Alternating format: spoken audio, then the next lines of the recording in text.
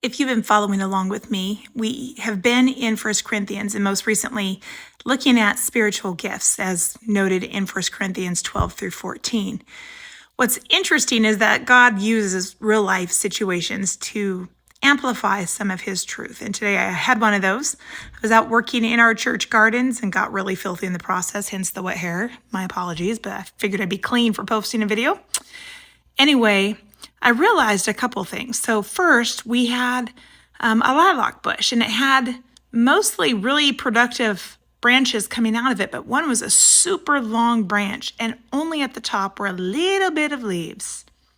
And similarly, under some of the flowers, the perennials that were out there that weren't doing so great, I found big clumps of weeds. They were sucking the nutrients out of these things and taking what would otherwise strengthen them.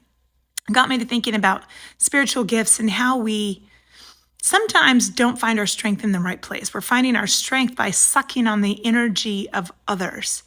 And this isn't good. It actually tells us in 1 Corinthians 12 that the spiritual gifts make for harmony among the members so that all the members care for each other.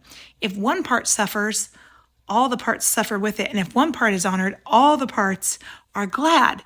So if we are thinking that we'll suck on someone's energy, someone has the gift of encouragement and we want to be encouraged so we can go and do, we might be draining them in the process and not helping them grow in the faith while trying to bolster how we look to others. This is not good. It diminishes the body of Christ.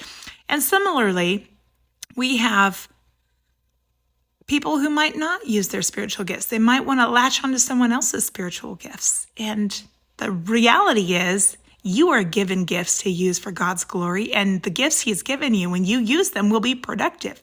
If you're trying to use the gifts of someone else, you're going to be this little branch sticking way out with only a little bit of things on the end.